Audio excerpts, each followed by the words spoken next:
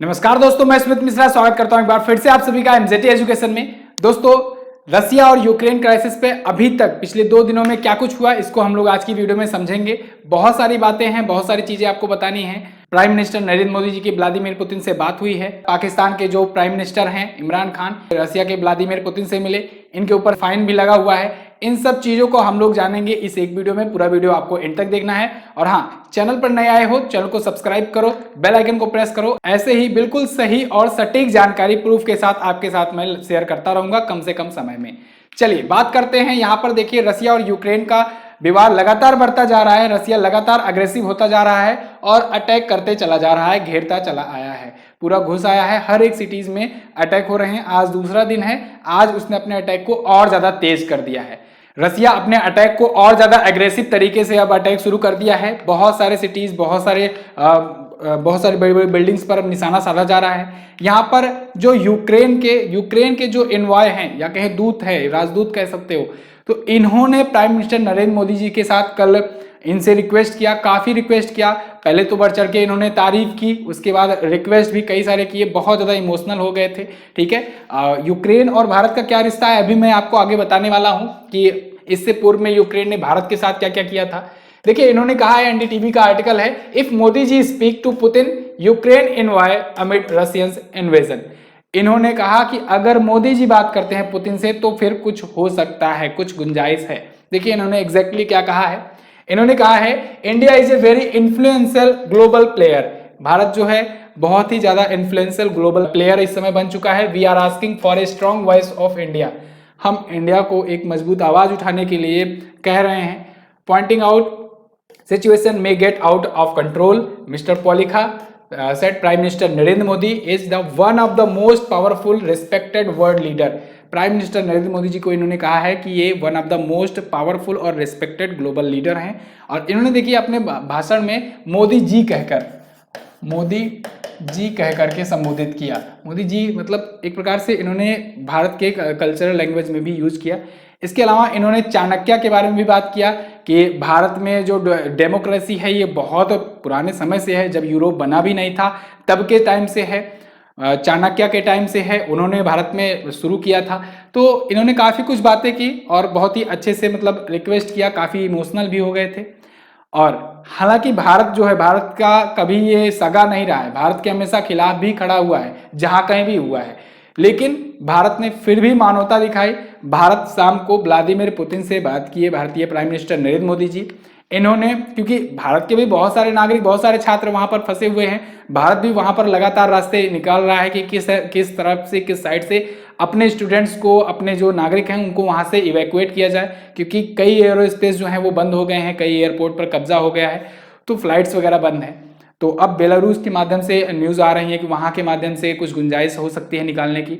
तो यहाँ पर प्राइम मिनिस्टर मोदी जी ने इनसे भी बात किया, व्लादिमीर पुतिन से बात किया कल रात में, और इस पर इनको वायलेंस रोकने के लिए भी कहा। यहां पर देखेंगे आप, आर्टिकल है द इंडियन एक्सप्रेस का, Russia attack Ukraine, Modi tells Putin to end violence. Modi ji ने व्लादिमीर पुतिन को कहा है कि वायलेंस को एंड करो। Biden says US in talk with India. Joe Biden क्या कह रहे हैं कि यूएस जो है ये इंडिया के साथ लगातार संपर्क में बना हुआ है। जो बाइडेन पूरा यही तहस नहस किए हुए हैं, यही युद्ध को बढ़ावा दिए हैं। अभी मैं पूरा आपको आगे बताऊंगा कि कैसे खिचड़ी ये बनाए, और ये यही करते ही हैं। तो यहां पर देखेंगे, फिलहाल एक और आर्टिकल देख लीजिए एनडीटीवी का, PM speak to Putin appeals for immediate cessation of violence. देखिए यहां पर अपील्स है यूज किया गया है, ठीक है ना। ये वर्ड आपको ध्यान देना होगा, क्योंकि देखिए एक बोलने का तरीका होता है। बहुत कुछ चीजें बोलने से ही बन जाती हैं, बहुत कुछ चीजें बोलने से ही बिगड़ जाती हैं। यहां पर देखिए भारत का जो भी रिश्ता जिस भी देश से है इस टाइम पर, वो बहुत ज्यादा स्ट्रांग इसलिए हो रहा है क्योंकि भारत की इस समय नरेंद्र मोदी जी का भी बोलने का तरीका हम कहेंगे। और दूसरी बात, जो भारत के जो कैबिनेट में जो बड़े बड़े अधिकारी हैं, जो ऑफिसर हैं, जो सेक्रेटरीज हैं, वो भी इतना ज़्यादा वेल ट्रेंड है कि जो भी स्पीचेज होती हैं, जो भी चीज़ें होती है, डिप्लोमेसी इतना वेल मेंटेन होता है ना कि बहुत ही आगे तक की सोच करके के साथ पूरा सब स्पीच तैयार किया जाता है कि कितना आगे के लिए क्या इफेक्ट आएगा, जल्दबाजी नहीं करते हैं। देखिए भारत को ना इस टाइम पर ग्लोबल लीडर बनने का बहुत बढ़िया खास मौका है, इसका फायदा उठाना चाहिए भारत को। इस मुद्दे को लेकर के भारत बहुत ही अच्छे से विश्वगुरु की तरफ बढ़ सकता है। जैसा कि मतलब जैसे अभी तक लीडर बने थे कौन कौन, जैसे अमेरिका है, चाइना है, रसिया है, ये भी टॉप मोस्ट लीडर बने हुए थे। इस टाइम पर भारत के पास बहुत ही खास मौका है कि भारत जो है ये ग्लोबल लीडर बन जाए, सभी देशों का लीडर बन करके आ जाए। आई होप भारत इसका बहुत ही अच्छे से फायदा उठाएगा भी। अभी इमरान खान को आप देखिए, इतनी ज़्यादा क्राइसिस, इतना ज़्यादा चीज़ें चल रही है, इनको क्या ज़रूरत थी यहाँ पर पहुँचने की। इमरान खान पहुँच गए रसिया विजिट पर चले गए पैसा मांगने, वही एक कारण है, ठीक है, जहाँ ये विजिट करते हैं। देखिए इसमें बहुत सारी चीज़ें नोटिस की गई। इससे पहले आपने देखा होगा कि जब भी इनके साथ कोई मीटिंग होती थी, अभी पिछले दिनों में व्लादिमीर पुतिन के साथ एक लंबी इमेज रहती थी, अभी इमेजेस वायरल हो रही थी ना, लंबी लंबी इमेजेस रहती थी। फ्रांस के इमैनुअल मैक्रोन गए थे, जर्मनी के गए थे, तो उन सब के बीच में इसलिए होता था क्योंकि वो लोग अपना कोविड का टेस्टिंग देने के लिए राजी नहीं हो रहे थे। उनको डर था कि कहीं डीएनए ये रख ना ले रसिया और फिर उस डीएनए का गलत यूज कर सकता है। भाई कोई ग्लोबल प्लेयर है, कोई ग्लोबल लीडर है, उसका अगर डीएनए सैंपल अगर किसी राष्ट्रपति के पास आ जाता है तो उसका बहुत कुछ यूज किया जा सकता है, ठीक है, फ्यूचर में बहुत सारी चीजें हो सकती हैं। तो इस वजह से वो लोग दूर दूर बैठते थे। लेकिन यहाँ पर देखिए ये कि जिससे पुतिन साहब नाराज ना हो इसलिए ये नजदीक बैठे, हाथ भी मिलाए बढ़िया आराम से। यहाँ पर देखिए जब भी बैठते हैं तो इनका दोनों पैर एक दूसरे के ऊपर रहता था, कभी भी अब तक बैठते थे, लेकिन इनके सामने देखिए दोनों पैर इनका बिल्कुल फ्लैट है। ये सारी चीज़ें नोटिस की गई कि कितना ज़्यादा ये दबाव में है, कितना ज़्यादा ये मतलब चाहते थे कि कहीं ना कहीं डील बन जाए, पैसा मिल जाए। लेकिन एक कहावत है ना, खाया पिया कुछ नहीं, गिलास तोड़े 12 आने। ये गए फालतू में, वहां पर इनको मिला तो है नहीं कुछ, ऊपर से अमेरिका अलग से नाराज हो गया। जो बाइडेन ने इनको खुली चेतावनी दे दी, क्योंकि जब ये जा रहे थे तो उसी टाइम पर जो बाइडेन ने कहा कि अमेरिका जो है, अमेरिका ने दी हिदायत कि रूस के विरोध में आवाज उठाए पाकिस्तान। लेकिन इमरान खान की देखिए ये जाकर के खुद ही कह दिए कि बहुत सही टाइम पर आए हुए हैं। फिर क्या था, फिर देखिए लगना शुरू हो गए सैंक्शंस। देखिए यहाँ पर द डॉन का आर्टिकल है, द डॉन पाकिस्तान का ही है, न्यूज एजेंसी है, सबसे बड़ी न्यूज एजेंसी कह सकते हैं हम लोग। तो उसने आर्टिकल छापा है 55 मिलियन। देखिए एनबीपी, यानी एनबीपी मतलब होता है national bank of Pakistan. National bank of Pakistan find $55 million bye US authorities for anti money laundering. हालांकि ये एंटी मनी लॉन्ड्रिंग के लिए फाइन लगाया गया है, लेकिन इसी टाइम पर क्यों लगाया गया, इसी टाइम पर और उसी दिन लगाया गया। और प्लस अमेरिका के जितने भी अखबार हैं, जितने भी न्यूज एजेंसियां हैं, बढ़ चढ़ के इसको प्रमोट कर रही हैं, वहां पर छाप रही हैं। क्यों ऐसा कर रही हैं? कारण यही है कि ये चले गए रसिया, और रसिया चले गए, और यही बात थी वहां जाने के बाद, मतलब जो बाइडेन चाहते थे कि ये कुछ विरोध में बोले रसिया के, उल्टा वो सपोर्ट में बोल करके चले आए। तो यहाँ पर देखिए एंटी मनी लॉन्ड्रिंग के तहत इनको $55 मिलियन का लगाया गया है, फाइन किया गया है। एनबीपी वैसे बता दें आपको, नेशनल बैंक ऑफ पाकिस्तान जो है पाकिस्तान की सबसे बड़ी बैंक है, उसी का एक ब्रांच है अमेरिका में, उसी ब्रांच पर ये लगाया गया है। हालांकि ये लगाया गया है एंटी मनी लॉन्ड्रिंग के लिए, यानी कि मनी लॉन्ड्रिंग आप समझते हो ना कि जो ब्लैक मनी को वाइट किया जाता है, उसके लिए लगाया गया है। लेकिन फिलहाल इसी टाइम पर लगाया गया है, ये बड़ी बात है। अभी देखिए इसको लगाने से बहुत बड़ा आगे इफेक्ट देखने को मिल सकता है। अभी FATF की बैठक चल रही है, फाइनेंशियल एक्शन टास्क फोर्स की। इस फाइनेंशियल एक्शन टास्क फोर्स में अभी फिर से इनको ग्रे लिस्ट में डाल दिया गया है पाकिस्तान को। तो इनको ब्लैकलिस्ट कैसे किया जाए, तो उसके लिए प्रॉपर ये समझ लो शुरुआत हो चुकी है। ये चीजें आपको ध्यान में देनी होगी। जो बाइडेन, देखिए प्रेसिडेंट बाइडेन ये फिर से अपना स्पीच देना शुरू किए। सबसे ज्यादा खिचड़ी यही की है। इन्होंने क्या किया, शुरुआत में कहा यूक्रेन से कि नाटो आपके साथ है, अमेरिका आपके साथ है, आप टेंशन मत लो, डरो मत, हम लोग साथ हैं, मिलकर लड़ेंगे, रसिया को जवाब देंगे, ऐसा करेंगे वैसा करेंगे। हुआ कहीं कुछ नहीं। ये लगातार ट्वीट पर ट्वीट करते रह गए, हुआ कुछ नहीं।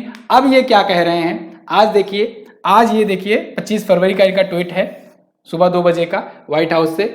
आई spoke with G7 leaders today and we are in full agreement. We will limit Russia's ability to part of the global economy. We will stunt their ability to finance and grow Russia's military. We will impair their ability to compete in a high-tech 21st century economy. ये फिर से वही राग अलापना शुरू कर दिए हैं। अब की बार ये कह रहे हैं कि हम G7 के लीडर से बात कर रहे हैं। G7 के लीडर्स जो हैं वो हम सब लोग मिल करके ये रसिया पर सैंक्शंस लगाएंगे, रसिया पर जो व्यापारिक डील जो भी होगी उसको बंद करवाएंगे, बहुत कुछ कराएंगे। लेकिन रसिया बहुत ही अच्छे से जानता है, भली भांति जानता है कि अमेरिका कुछ नहीं कर पाएगा, ये बस बोलता ही बोलता है। देखिए एक बहुत बढ़िया मीम शेयर हो रहा है इनके ऊपर, बहुत बढ़िया। ये जो बाइडन है देखिए, और ये है व्लादिमीर पुतिन। क्या कह रहे हैं? Now mister Putin, if you are cross that line there will be a consequences. Ukraine और रसिया का बॉर्डर करने के लिए किए, ये बॉर्डर पार भी कर गए। आई एम सीरियस व्लादिमीर, और सीरियस रहो तुम, ये पार भी कर गए। Not one more step. तो देखिए ये कुछ भी कह रहे हैं, कोई इनका इफेक्ट ही नहीं हो रहा है, कोई कह ही नहीं रहा। कारण ये है ना कि ये बिल्कुल इतना ज़्यादा अमेरिका के इतिहास में इतना खराब स्थिति ला दिए हैं, प्रेसिडेंट का पद अमेरिका के घर में इतना ज़्यादा गिरा रहे हैं ये, कि उतना आज तक कोई प्रेसिडेंट किया ही नहीं था। अभी आपने देखा अफगानिस्तान वाले इशू में क्या हुआ था, अफगानिस्तान के सिचुएशन में ये क्या किए थे, यहाँ पर डायरेक्ट किए कि हम कुछ करेंगे नहीं, कोई एक्शन नहीं लेंगे, अपने नागरिकों को जल्द से जल्द बुला लेंगे। उसके बाद फिर एक डेडलाइन जारी हुई तालिबानियों के द्वारा कि 31 तारीख के पहले लेके चले जाओ, नहीं तो ये कर देंगे। ये क्या किया, उसके एक दिन पहले ही सब अपना लेके भाग आए। तो उस टाइम पर भी बहुत सारा बवाल मचा था, देख रहे थे आप, ये सब सिचुएशन आ गई थी अफगानिस्तान में। वहां उस समय अफगानिस्तान से तालिबानियों से डर गया था अमेरिका। एक बार वहां पर बेइज्जती कराए, उसके बाद ऐसे तमाम मामलों पर ये बेइज्जती करा रहे हैं। लगातार आप देख रहे हैं कि अभी चाइना ने सैंक्शंस लगा दिया है इन पर, अमेरिका पर। चाइना अमेरिका पर सैंक्शन लगा दिया उल्टा। अमेरिका आज तक सब पर लगाता था, अब चाइना अमेरिका पर लगा दिया कि ताइवान में दिखाई मत पड़ना, ताइवान में अब कुछ मत इंपोर्ट एक्सपोर्ट करना। तो देखिए ये सारी चीजें हो रही हैं इनके कार्यकाल के दौरान। इसीलिए तो कहते हैं ट्रम्प चच्चा इज द बेस्ट। तो देखिए जो बाइडन फिर से अब यही शुरू कर दिए हैं। इनका मेन काम है ना कि हथियार बेचो, हथियार बिकना चाहिए, इसके लिए अशांति होनी चाहिए। ये यूक्रेन वाला मसला हुआ ही नहीं होता अगर रसिया, क्योंकि इतना अग्रेसिव तरीके से पहले रसिया डरा रहा था यूक्रेन को, और यूक्रेन भी डर जाता। जिस तरफ से 3 तरफ से घेर लिया था और युद्धाभ्यास कर रहा था, तो रसिया डरा करके ही वापस चला आता। रसिया कई बार कहा भी यूक्रेन को कि आत्मसमर्पण कर दो, सीधे से मिल जाओ, नाटो से ना मिलो। लेकिन अमेरिका चढ़ा करके रोज वहां से व्हाइट हाउस से ट्वीट करके कि हम तुम्हारे साथ हैं, नाटो साथ है, हम ये कर देंगे वो कर देंगे, तुम डटे रहना, ऐसे कर देंगे वैसे कर देंगे। और आज देखो पब्लिक को भुगतना पड़ रहा है। वार कोई नहीं चाहता है, वार होता है बाद में समझौता हो जाता है, लीडर्स आपस में मिल जाते हैं, लेकिन उसका अंजाम कौन भुगतता है? उसका अंजाम जनता भुगतती है। जापान में देख रहे हो, आज जापान में अमेरिका में क्या दिक्कत है? कोई दिक्कत नहीं, लेकिन उस टाइम पर जो वहां पर मरे, जो उस भयावह स्थिति को देखे थे, उनका क्या स्थिति है आज? उनका तो पूरा परिवार बिखर गया, किसी का बेटा मर गया, किसी का पति मर गया, किसी का बाप मर गया, वो सब ऐसी चीजें आ गई। यहाँ पर भी यही हो रहा है, यूक्रेन में यही सिचुएशन आ गई है। लेकिन इन लोग को क्या है? हथियार बिके। हथियार तब बिकेगा जब डर पैदा होगा। डर कब पैदा होगा? जब कोई ना कोई लड़ेगा। देखिए अब यूक्रेन रसिया लड़ रहा है, उसको देख करके तमाम सारे जो देश हैं वो भी कहेंगे भाई हम पर भी कुछ हो सकता है, हम पर भी कुछ हो सकता है, हम अपनी मिलिट्री पावर को मजबूत करें, हम हथियार खरीदें। तो हथियार खरीदने कहाँ जाओगे? दुकानदार के पास जाओगे। ठीक है, तो दुकानदार कौन है? अमेरिका है, रूस है, चीन है। ठीक है, तो यही कारण है कि अमेरिका यही करता है, लड़ाओ और इसके बाद हथियार बेचो, इसका यही एक कॉन्सेप्ट रहता है। लेकिन अब दुनिया थोड़ा सा समझ चुकी है, और प्लस प्रेसिडेंट बाइडन की इतना बेइज्जती हुई है इस टाइम पर कि अब तो इनका समझ लो कि व्यापार बहुत ज़्यादा देशों से खराब होने ही वाला है। सैंक्शंस पर सैंक्शन लगा रहे हैं, कोई बात नहीं, इनका कोई मान भी नहीं रहा है। दुख की बात यही हो रही है कि यहाँ पर जो जनता है, आम जनता है, उसको इतनी ज़्यादा तकलीफें हो रही हैं, उसको ये सारा चीज़ झेलना पड़ जा रहा है। व्लादिमीर पुतिन जो है वो बहुत ही जीनियस मैन है, बहुत ही जीनियस पर्सनालिटी वाला व्यक्ति है, और वो अच्छे से पूरा कैलकुलेट किया हुआ है कितना हमारा लॉस होगा, कितना किसका क्या लॉस होगा, ये सारा चीज़ कैलकुलेट किया हुआ है। तो बिल्कुल ये लोग अच्छे से जानता है ये लोग कुछ करेंगे नहीं, बस ये लोग लड़ाना चाहते हैं और हम इसी बहाने कब्जा भी कर लेंगे। तो बहुत ज़्यादा चांसेस है 1-2 दिन में कुछ भी हो सकता है, यूक्रेन पर हो सकता है पूरा कब्जा हो जाए रसिया का।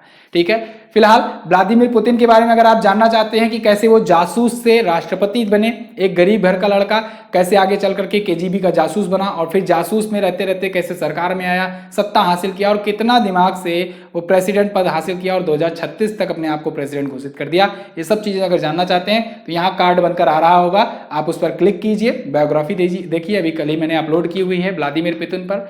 इसके अलावा अगर जो भी न्यूज़ आती है, जो भी चीज़ें परिवर्तित होती है, वो मैं आपको लगातार अपडेट करता रहूँगा। आप बने रहिए एमजेटी एजुकेशन के साथ। हमारे वीडियो कोर्सेज भी आते हैं, अगर उनको आप लेना चाहते हैं तो ले सकते हैं। एनटीपीसी सीबीटी 2 के लिए बैच है करंट अफेयर का, एमजेटी ऐप पर बहुत सारे वीडियो कोर्सेज मिल जाएंगे। इन सब मामलों पर आपकी क्या राय है, आप हमें कमेंट करके जरूर बताइएगा, अपना ओपिनियन जरूर बताइएगा। आपका सारा कमेंट मैं पढ़ने की कोशिश करूंगा, और जो भी राय है, जो भी सजेशन है, आप जरूर कमेंट करके बताएंगे। वीडियो कैसी लगी है ये भी बताएंगे। ऐसी वीडियोस और चाहिए या नहीं, आप जरूर बताइए। मैं कोशिश करता हूं आप लोग को फॉरेन रिलेशंस समझाने की। अगर आपको समझ में आता हो तो प्लीज लाइक और शेयर इसे जरूर कीजिए। मिलते हैं अगले दिन की वीडियो में, तब तक के लिए नमस्कार, जय हिंद, वंदे मातरम।